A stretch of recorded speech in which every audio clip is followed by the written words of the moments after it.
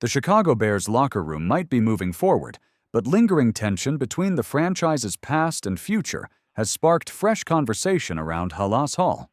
The focus? Former Bears head coach Matt Eberflus and rookie quarterback Caleb Williams, who are now on opposite ends of a public narrative that refuses to fade quietly. Before the 2024 NFL Draft, Williams made headlines when reports surfaced that he wasn't thrilled about potentially joining the Bears. He later walked those comments back, saying, "We've moved past that." But in doing so, he exposed a deeper issue, a fundamental lack of support from the previous coaching regime. New insights from both Williams and Eberflus have painted a picture of dysfunction behind the scenes.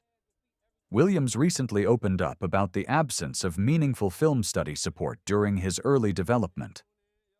On the flip side, Eberflus, speaking on the Doomsday podcast, insisted that his coaching staff did, in fact, conduct daily film sessions. But for fans who watched the season unravel and saw the Bears' offense stall week after week, those reassurances ring hollow. "It wasn't that I didn't know how to watch film," Williams clarified. "It was more about learning to do it efficiently. I needed guidance on how to pick up things faster." This admission reinforced what many speculated during the Bears' underwhelming season. Williams didn't lack effort or skill. He lacked a coaching staff prepared to build a modern NFL quarterback. The Bears began the season with a glimmer of hope, but quickly fell apart.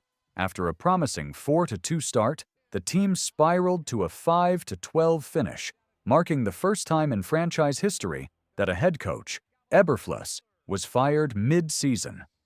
The wheels came off, not just on the field, but in the locker room and meeting rooms as well. Eberflus's defensive background and hands-off approach to the offense became glaringly problematic. While his pedigree on the defensive side of the ball is widely respected, leading an entire roster proved to be a challenge beyond his capabilities. The coaching staff changes did little to provide stability, especially for Williams, who had to adapt to a rotating cast of offensive minds. Shane Waldron, hired as offensive coordinator, was expected to offer a spark, but ultimately fizzled. Players like Jackson Smith-Njigba, who had experience with Waldron in Seattle, offered faint praise at best. During an interview, he paused noticeably before describing Waldron as a great person. For NFL insiders, that long pause said more than any endorsement ever could. Waldron's lack of creativity and leadership came to a head late in the season. During a brutal 3-game stretch, the Bears' offense failed to score on 23 straight drives, a staggering figure that highlighted just how broken the system had become. Even respected Seattle media figures called the Waldron hire a mistake. Dave Mahler, a Seahawks insider, noted that Chicago fans were drinking the Kool-Aid when Waldron was brought in. He predicted the fallout perfectly. Poor offensive production, no rapport with the quarterback, and ultimately being let go. Before we dive deeper into what this means for the Bears' future, take a moment to support the channel. If you're a true Bears fan, hit that like button, subscribe to the channel, and turn on notifications so you never miss a breaking update on your team. Now, back to the latest out of Halas Hall. When Waldron was finally dismissed, Thomas Brown stepped in.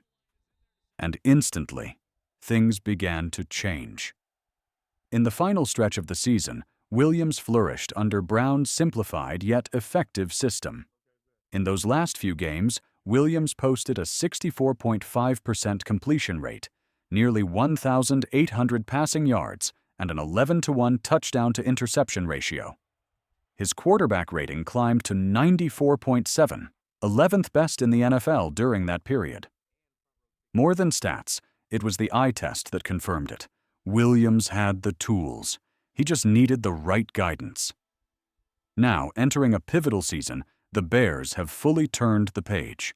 Matt Eberflus is gone. Shane Waldron is gone. In their place stands an entirely restructured coaching staff focused on one goal: maximizing Caleb Williams. At the center of this new movement is offensive coordinator Ben Johnson, widely regarded as one of the brightest young minds in the league. Coming over from Detroit, where he transformed the Lions' offense into one of the league's most efficient, Johnson brings hope, innovation, and a clear plan. He won't be working alone. Declan Doyle, a sharp offensive assistant, and Thomas Brown, who remains involved in player development, round out a revamped offensive staff. The early returns from minicamp have been overwhelmingly positive.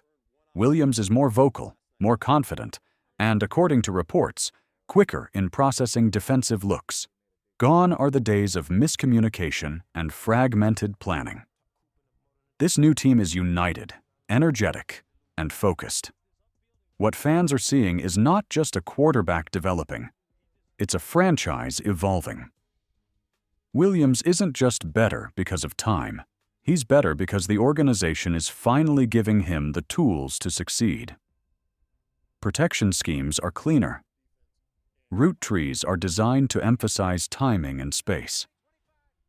And most importantly, there's communication across the board. When you pair Caleb Williams' talent with a coaching staff that believes in him, teaches him, and grows with him, you get the kind of transformation Bears fans have been craving for years, and now the stage is set. With the drama of the past now in the rearview mirror, Chicago is looking ahead. The rivalry with Eberflus may still simmer in headlines, but on the field, this is a new chapter for the Bears. Whether Williams proves to be the superstar Chicago hopes for remains to be seen, but one thing is certain: he finally has a real shot. The Caleb Williams-Matt Eberflus saga is more than just off-season drama. It's a lesson in the importance of coaching alignment, organizational clarity, and rookie development. While Eberflus may try to salvage his reputation through interviews, the results on the field tell the real story. His tenure will be remembered more for missed opportunities than strategic brilliance. On the other hand, Williams is entering the 2025 season not just as a player, but as the face of the franchise. His poise through criticism, his production in the face of chaos, and his clear growth under the right coaching staff offer every reason for hope. Chicago hasn't seen a quarterback like this in decades, and fans have every right to be optimistic. The future of the Bears hinges on how well this team can capitalize on Caleb Williams' talents.